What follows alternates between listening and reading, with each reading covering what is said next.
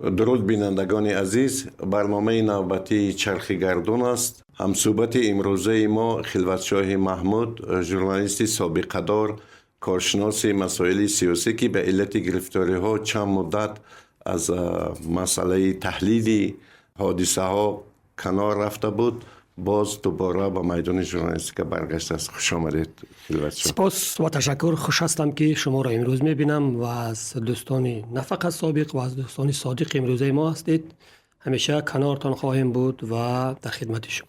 سلامت باشید خلوتشاه عزیز. ما با بینندگان وعده کرده بودیم که وابسته به حوادث ایران اگر کدام خط و خبر تازه پیدا شود ما حتما دوباره به نزد اونها برمیگردیم و اکنون از اون برنامه اولی ما تقریبا 2 روز گذشت و امروز از شما پرسیدنیم که در این بین چی حادثه های نو رخ داد؟ خب ببینید، من هرچند نمیتوانم بگویم که یک ایران شناسی برجسته هستم، من نمیتوانم بگویم که ایران را با کلی میدونم، چون یک کشوری بسیار با مساحت بزرگ، با اهالی بزرگ، با خب عنعنه‌های گوناگون و یک کشوری هرچند هم زبان و هم فرهنگ و هم تاریخ و خب یک چیزی قدیمه با ما دارد، اما من کاملا مثلا در باره ایران همون زیرا که آنهایی که در ایران زیستند و ایران به سر بردند زندگی کردن نمیدونم، اما تا جای همچون یک ژورنالیست، همچون یک شخصی که از اوضاع منطقه با خبرم و از رسانه های باز، البته از وایهاف قایس مخفینی، امروز وضع ایران همان گونه است که در هفته پیش بود. هرچند این جنگ تحمیلی است و کشورهای غربی از جمله امریکا و با دسیسه اسرائیل تل آویو شروع شده است، اما در اینجا لوا یا پرچم پیشگامی در دست ایران است، چون این کشور دارد سرزمین خود را حمایت میکند، نه با کشور دیگری ظلم کرده است، تعدی کرده است و نه هجوم کرده است. یعنی کشوری که در حال دفاع قرار دارد همیشه پیروز است. خلوتشاه، ببینید که در اول تصمیم جانبی امریکا این پیشگیری کردن از ساختن یک راکت روی از جانب ایران بود. بعدتر شکست دادن فلوت ایران بود و عاقبت گفتن که نه، ما باید موشک‌های بالستیکیش نابود کنیم و امروز فقط مشکلی که سر آن میگویند و میاندیشند و واخوری انجام میدهند، این همانا مشکل گلوگاه هرمز است که ایران گذشتن از این گلوگاه هرمز را زیر نظارت گرفته است. با اندیشه شما در مورد گلوگاه هرمز که امروز به مسئله رقم اول بدل شده است، چی خط و خبرهای تازه است؟ ببینید، نه فقط امریکا، کشورهای غربی که ایران را 47 سال 48 سال اخیر زیر تحریم یا سانکسیا قرار دادن، سانکسیا اقتصادی، خب همین نظامی که امروز در ایران است با کمک و دستگیری کشورهای غربی سر قدرت آمده است. نظام اسلامی، نظام تئوکراتی، نظام اسلامی که 2 راهبر شورای عالی اسلامی عوض شده است و راهبر سوم اینک پسری فرزند دوم راهبر اسلامی در سر قدرت است.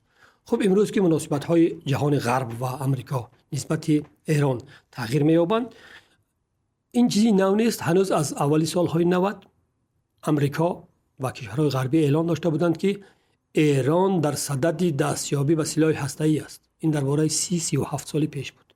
در سال 2000 میگفتند که بعد 2 سال ایران صاحب سلاح هسته‌ای می شود. در سال 2010 هم همین گونه. در سال 2015، در سال 2020 و در جنگ 12 روزه که سال گذشته با یک اسیان یا به یگان دسیسه های تل آویو شروع شد و در 12 روز ختم شد. همه وقت که میگه بهانه حمله کردن یا زیر فشار قرار دادن تهران رسمی همین با سلاح هسته‌ای دست یافتن گویا ایران بود. اما امروز معلوم می شود که دست یافتن به سرچشمه های نفتی، به ذخیره های بزرگ نفتی که در ایران وجود دارند، همین موضوع را برملا می سازد که امریکا و کشورهای غربی با دست اسرائیل می خواهند به منبع‌های نفتی ایران که مال ملی کشور است دست داشته باشند. هم در جنگ 12 روزه و هم در جنگ روزه. امریکا پس از آن که در کراکاس یک عملیات را خونسا کرد و مادورو را پرزیدنت ونزوئلا را در یک شب تار رب بود. فکر میکرد که در ایران نیز به طریق برقوار راه اندازی کردن یک عملیات امکان دارد، بیخبر از آن که ایران یک کشوری با تاریخ 6000 ساله با عنعنه‌های بزرگ ملی و دست جمعی است و ایران هرچند نظام اسلامی است، هر ایرانی که از ایران بیرون رفته است همانا ایرانی باقی مانده است و هیچ وقت از ویران شدن کشورش خرسند نمی شود. حتی 3 میلیون ایرانی هایی که حالا در کانادا و آمریکا و کشورهای اروپایی دارند به سر میبرند، فوج به کشورشان برمیگردند، میگن که ما برای دفاع از سرزمین و از مرز و بوم کشورمان همیشه آماده ایم. حتی آنهایی که نظام اسلامی را قبول ندارند. یعنی ایرانی ها با فرق از دیگر کشورها خرسندی نمیکنند که وطن آنها ویران می شود یا به سر وطن آنها اجنبی به سر قدرت میاد. درباره تنگه هرمز باشد، گلوگاه یا که آبدره هرمز، حرف ها امروز گوناگونند. تا حمله امریکا و اسرائیل، گلوگاه یا تنگه هرمز یگانه تنگه یا گلوگاه در دنیا بود که نفتکش ها یا ناوهای نفتبر به ممانعه می گذاشتند و هیچ باجی هم نمی سپاریدند. این امریکا و اسرائیل بود که با حمله ناجای خود به ایران سبب یا موجب شدند که ایران تنگه هرمز را بست، زیرا 20 تا 28% نفت جهان توسط همین تنگه به دیگر جاها نقل می شود و همین تنگه هرمز خلیج فارس را با بحر عرب می پیوند، از بحر عرب به اقیانوس‌های بزرگ نقل می شوند. امروز مشکل در سر ایران نیست. اگر امریکا و اسرائیل هجوم نمی کردند، تنگه هرمز هم بستن نمی بود. و امروز که آنها هجوم کردند، فقط کشورهای دوست یا آنهایی که هم پیمان نیستند با امریکا و اسرائیل، ایران اجازه داده است که نفتکش ها یا کشتی هاشون به ممانعه بگذارند و کشورهای دیگری که مثلا حداقل خود را بی‌طرف اعلام کردند با پرداخت مبلغ معین بیشتر از 1.5 میلیون دلار از اینجا نقل می شوند. هرچند که ایران با مشکلات زیاد روبرو است، اما برد ایران همین در دست نگاه داشتن تنگه هرمز است. سلامت باشی خلوت‌شوی عزیز. گپ در سر آن است که مثلا ترامپ در عاقبت چون جانبی امریکا همگی نمیدونم 6% نفتش از اون گلوگاه میگذرد یا 4%، وابسته به همین گفت که باز کردن گلوگاه هرمز این کار دست کشورهایی است که از این گلوگاه میگذرند. یعنی با این او از این ماجرا دور شد. جانب ایران باشد، علاقه رهبر شورای خبری نزد حکومت جمهوریش الیاس حضرتی اعلان کرده است که استفاده آبدره هرمز این بعد صحبت با اروپایی ها، آسیایی ها، عرب ها در مورد استفادهش باز می شود و گفته است که در حالت استفاده نیروهای زمینی در این حالت کسی از اون هجوم کننده ها زنده نمی ماند. این سخن را فرمانده لشکر ایران امیر خاتمی گفته است. و در همین حال مثلا بعضی از کشورها به خاطر مثلا آنکه ترامپ میخواست اونو استفاده برد، اعضای ناتو بودند یا که جانبدار ناتو بودند، پای هم اصرار میدارند که نه ما با امریکا نیستیم. ببین که در همین 2-3 روز اخیر اول خودی سفیر اسرائیل در فرانسه اظهار کرده است که فرانسه برای اسرائیل کشور دوست نیست. مثلا ماکرون خودش گفته است که عملیات نظامی برای باز کردن گلوگاه هرمز غیر واقعی است. در این حال یک نفر دیگر از جنوب بلغارستان اعلان کرده است که به هیچ وجه با این ماجرا همراه نمی شود. افسر باشد که خودش عضو ناتو است، اصرار داشته است که حریم هوایی خود را برای جانب دولت امریکا نمی دهد تا از آن استفاده کند. یعنی همین گونه یک نوع جانبداران تیزتر خاتمه یافتن این جنگ زیاد می شوند و در همین حال دیروز با فکرم دیروز شام دونالد ترامپ باز در رابطه با عملیات در ایران باز یک مراجعت دیگر به ملت امریکا دایر کرد و همین سخنرانی ترامپ مثلا سردار کورپس سپهداران انقلاب اسلامی ایران موسوی مجید موسوی این خیال پردازی های گلیوودی نامید. یعنی این وابسته به اون نکته گفته ترامپ بود در مورد اون که اگر ایران نخواهد که به اصل سنگ برگردد باید گلوگوی هرمز را باز کند. این پاسخ به همون بود. مقصد چی است؟ مقصد این که اکنون اون خواسته های ترامپ دیگر شد و اکنون برای وی دیگر باز کردن گلوگوی هرمز مهم نیست و در دوام وعده داد که در دوام 2 هفته دیگر جنگ پر خاتمه می‌یابد. یعنی گویا او به تمام هدف‌هایی که داشت و هدف‌هایی که هر لحظه تغییر می‌یابند دست یافته است. فکر تو چی است؟ آیا مثلا امریکا به اون هدف‌های اساسی که داشت واقعا رسید یا نه؟ مثلا در مورد موشک بالستیکی، در مورد پیشگیری کردن از ساختن یراق یدرایی، در مورد نابود کردن فلات بحری ایران. خب هدف‌های امریکا، هدف‌های نهایی امریکا را کسی نمی‌داند، چون ترامپ مثل باران بهاری هم صبح هم شام و هم نصف روزی هدف‌هایش تغییر می‌یابند، چون هنگام اولین حمله‌هاش همراه اسرائیل به ایران جهان را هشدار داده بود که ما در 12 روز یا حداقل در 3 هفته کار ایران را تمام می‌کنیم و ایران به سلاح هسته‌ای دست نخواهد داشت. حالا عموما درباره سلاح هسته‌ای حرف نمیزنند و هدف‌های دیگر را پیش می‌برند و هر روز یک حرف نو و یک حرف ما پیروز شدیم. چرا ایران تنگه هرمز را باز نمی‌کند؟ هیچ یک پهلو یا که طرف پیروز اعلان نمی‌کند که ما پیروزیم پس شما مثلا فلان شرط ما را بپذیرید. شرط را فقط طرفی غالب پیشنهاد می‌کند و حالا چوگان در دستی ایران است، چون سرزمینشان دفاع میکنند و درباره هدفهای امریکا هم قدر میدونم که وقتی که امریکا و اسرائیل دست جمعانه با توسط 5 کشوری خلیج فارس، کشورهای عربی خلیج فارس، از امارات متحده عرب تا عربستان سعودی و قطر و کویت و اردن به حریم هواییش در اختیار امریکا و اسرائیل گذاشتند و آنها از این حریم هوایی استفاده کرده تمام قریب شهرهای ایران را بمباران کردند و مورد موشکباران ایران قرار گرفتند و این موشکباران دفاعی است و به این ایران هم طریق معنوی هم طریق قانونی و از قانونهای بین المللی حق دارد که از خودش دفاع کند، چون حریم هواییش خلالدار شده است و مشکل پیش آمده است.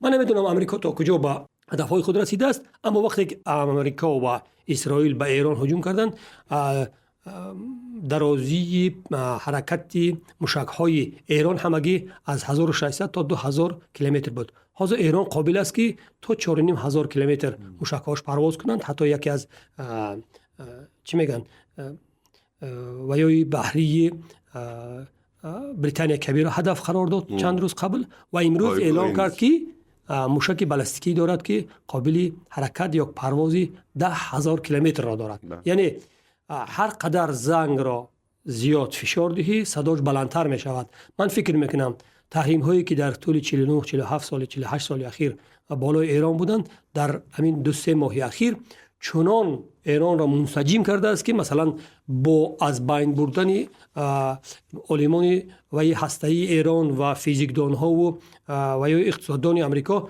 نسل دومی تکنولوژی یا که اونا را وای میگن نسل ایندیگو یا سمارت سر قدرت آمدند و تمامی کاری دفاعی کشورشون به دوش گرفتند. هرچند که بعضی کشورهای دیگر هم البته ایران را کمک میکنند که مثلا نقطه های ضعف حمله‌وران یا تجاوزگران را به آنها میدهند و عملیات آنها انجام. شما درباره 2 نفر هر زدید یکی سخنگوی یا که وای که سابق سرمحرر روزنامه اعتماد بود در ایران و یکی از ریفارمیست ها، رهبر شورای خبری نزد حکومت، نامی الیاس حضرتی. همین کس اگر یادتان باشد در زمان حسن روحانی یکی از اصلاح طلبان بودند و همیشه با حکومت کنار نمی آمدند، همیشه در بحث و داد و ستد با حکومت بودند. و نفر دوم وزیر دفاع در وی بود، حالا رهبر فلات بحری نیروهای بحری ایران است. ببینید که دو نفری که در سابق وظیفه‌های بلند را داشتن امروز کنار حکومتند و از حکومت دفاع میکنند، از دولت دفاع میکنند، از ملت دفاع میکنند. به همین گفتن ممکن است که اراده ایرانی ها یا مردم ایران نوابسته از کرد، بلوچ، حالا ببینید یک ابراهیم ذوالفقاری دارن، یک سخنگوی دیگر از مردم تاجیک است، از یک شخص عادی که اگر ما مایور یا پالکونیک به یک شخص کلیدی که در برابر راهبران دولت ها سخن میگه، در برابر وقتی که ترامپ چیزی در شبکه‌های اجتماعی می نویسد در برابر او نه مجتبی خامنه‌ای و نه پزشکیان و نه خدا رحمتی لاریجانی، نه هر کس دیگر سخن میگه، در برابر او سخنگو پاسخ میدهد و این صدای تمام قلب ایرانی ها است. ایرانی ها هر یک شخصی درجه 2 یا 3 یا 4 رده دولت داریش برابر برابر اول قدرت های جهانی حرف میزنند. ایران به نظر من این البته ایمن است اگر در مدت کوتاه بگویید واقعا مشکلات ایران زیاد می شود، اما با دراز و کشیدن جنگ حتما به نفع ایران تمام می شود. در حمله های زمینی هم هر کسی که به خاک ایران تجاوز کرده باشد، فقط من زمان حمله عرب یا که بگیم بعضی فتوحات عرب میگویند، بعضا استیلای عرب میگویند، همان وقت با بعضی از بازی های پس پردگی ایران شکست خورده است. اما در طول تاریخ ایران به هیچ کجا حمله نکرده است. اگر دعوت کرده باشند در کجای عملیات کرده است. امروز دو کشور با همپیمانشون زیاد میخواهند که سر ایران بعضی از خواسته های خود را تحمیل بکنند، اما ایران این نمیپذیرد. درباره نظام دموکراتی باشد، نظام دموکراتی که در ایران است قریب در یگاه هیچ که در کجا دیدید که مرگ بر رژیم بگویند؟ در هیچ کشور نمیگویند، اما در ایران تا 10 سال اخیر همیشه مرگ بر رژیم میگفتند. خوب مشکلاتی که در داخل دارد این مشکلات هر کشور است، در همه کشورهای جهان، حتی در کشورهایی که پیش روی ما هستند و از ما دورتر هستند، در همه کشورهای دموکراتی. ببینید اسرائیل با غزه چیکار کرد، اما جامعه جهانی خاموش بود. کجا از حقوق انسان؟ یا که همون واقعه‌های در ونزوئلا شروع شدند و امریکا در اونجا عملای را پیاده کرد، کجا است؟ یا که همین عملیات‌های ضد مهاجران حالا در امریکا پیاده میشوند، مگر اونجا قانون انسانی حقوق انسان پایمال نمیشود؟ میشود، اما دست زور است. همیشه مثلا کشور رو میبینند که گویا در یک رژیم به سر میبرد و مشکلاتی وای دارد. اما ایران با تمام کشورهای منطقه که به سر میاد، حتی با کشورهای عربی در اطرافش، هرچند که مشکلات سیاسی، مشکلات اقتصادی و مشکلات مثلا هم مرزی داشت، اما تعرض نمیکرد هیچگاه با خاک هیچ کدام آنها هیچ وقت حمله نمیکرد. هرچند که مثلا با عراق جنگ 8 ساله داشت در زمان اولی انقلاب اسلامی، حالا یکی از همپیمان‌های کشور عراق است. بله، واقعا خلوتشو همین یک پدیده مشاهده می شود که همین جنگ احتمالی نه تنها به درازا کشیدنش بلکه احتمالی بیشتر جلب شدن قواهای دیگر به میان آمده است. مثلا حرکت انصارالله مثلا علاقه به جانب اسرائیل ضربه می زند، یا که این زمان مشکباران 90 از جانب ایران ادامه دارد. و یک چیز دیگر که ترامپ هم تقریبا هر 2 روز یک مراتبه اظهارات پخش میکند. و مشکل رقم اولی که از سرخط رسانه‌های خبر شده است این باز کردن همون آبدرایی هرمزد است. با غیر از این زمان خط ضربه های ایران و پایگاه های نظامی امریکا هم تغییر یافته است. حاضر این زمان ایران بیشتر همون پایگاه های آمازون و دیگر سرویس هایی که به جانبی امریکا تعلق دارند با همون ضربه میزند. و خبر آخرین که شد این تأسیس دادن روی خط تانکرهای آمریکایی، تانکرهای نفتکش آمریکایی است که از گلوگوی هرمز میگذرند. این خبر آخرین در این موضوع است و خیر انتظار میشیم که پیامد این جنگ با چی می انجامد. ببینید همین خبری هدف حمله قرار گرفتن در آینده منبع‌های آمازون این یک هشدار جدی ایران است، چون این سروری ابری است که تمامی چی میگن معلومات و اطلاعات دقیق منبع‌های گوناگون دنیا که قبلا در کامپیوتر یا در رایانه حفظ میشدن حال در منبع‌های ابری حمایت میشن، اما با گروه‌های تکنولوژی و اکتشافی ایران دست داده است که درباره این پایگاه‌های سرور وای آمازون معلومات داشته باشند، چون تمامی فروشگاه‌های بزرگترین دنیایی توسط همین آمازون، مثلا شما چیزی از اینجا درخواست می‌کنید اون از آمریکا یا از خطای از یک کشور دیگر به شما نقل می‌شود و تمامی سرورهای بازی‌هایی که امروز در تمام دنیا رایجن است PUBG شروع کرده تا تمام در همین سرورهای آمازون حفظ می‌شوند. یکی از 4 سرور بزرگترین دنیایی که داده های باز و معلومات های دقیق جهان امروزی تکنولوژی را در دست دارد همین آمازون است. قبلا هم ایران اعلام کرده بود که اگر که فشار و بمباران ایران دوام کردن گیرد، ناقل های اینترنت یا کابل هایی که توسط بحر خلیج فارس و گلوگوی هرمز نقل میشن اونها را مورد حمله قرار میدهد. اگر اونها را حمله قرار بدهد، شما تصور کنید در یک خانه زندگی میکنید که برق ندارید، آب ندارید، اینترنت ندارید و جهان بیرونه دسترسی ندارید. من نمیگم که ایران کشوری رقم یکی دستاوردهای اطلاعاتی است، اما ایران در یک حالت چی میگن محافظتی، در حالت دفاعی قرار دارد و با هر کار دیگری که از دستش میاد و برای نجات کشورش هست، ما درباره رژیم گپ نمیزنیم، درباره نظام گپ نمیزنیم، اما درباره یک کشوری با دارای تاریخ بیش از 6000 ساله و سنت‌های قدیمه گپ میزنیم، سخن میگیم که ویران شدن یا که با مشکل گرفتار شدن ایران با کشورهای منطقه از جمله با 5 کشور عربی و با کشورهای دیگر از جمله با آسیا مرکزی خیلی تأثیری وای دارد. اگر نفت ایران با مشکل مواجه میشود و منبعاش مورد حمله قرار بگیرن در تمام دنیا، امروز ببینید در خود امریکا که گویا از نفت ایران بسیار کم استفاده میبرد، یک گالون نفت الکی از $4 بالا ارزش دارد. قبلا $1 ارزش داشت. یک گالون آنها مثلا با 18-20 لیتر ریمو برابر است. یعنی امروز ما گفته میتونیم که اگر اقتصاد جهان به ایران پایبند هم نباشد، ایران در 47 سال توانسته بود که پایبند هیچ اقتصاد جهان نبود، اما خیلی از کشورهای جهان از نفت ایران، از گاز ایران و از محصولات کشاورزی ایران پایبند بودند. امروز بعضی از کشورهای منطقه میتونن که با مشکلی نارسایی غذایی مواجه شوند. جنگ حربی یا که و یا حمله های هوایی جای خودشون، اما پس منظر یا عاقبت های این جنگ برای کشورهای دیگر گرسنگی، فقر، مشکلات دیگر را در پی دارد که جامعه جهانی باید یک جا این مشکل با راه دیپلماتیک حل کنند. هرچند راه دیپلماتیک چی میگن با توپیک و با یک بنبست رفته رسیده است، اما ترامپ حالا احساس کرده است که وقتی از ایران دست کشیدنش با وجود است، اما او نمیدوند که با کدام رو از اونجا بیرون شود.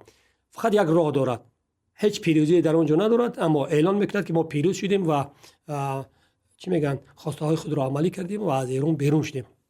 برای همین هم حالا هشدار داده است که بندر یا گلوگوی هرمز یا تنگه هرمز را کشورهای باز کنند که از اونجا منفعت بیشتر دارند. ما اونجا هیچ منفعتی نداریم. تا حالا منفعت داشت، امروز اعلان میکند که ما منفعت نداریم، چون دیگر راهی نیست برآمدن از بنبست را ندارد.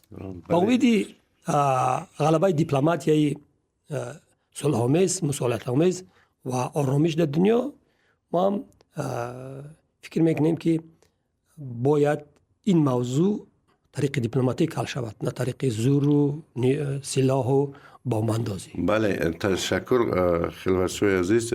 گپ است اون که واقعا هم جانب روسیه هم جانب چین کشورهای ابرقدرت الکی در این موضوع میگویند، هم کشورهای خلیج فارس که راه فقط راه گفت و شنید است.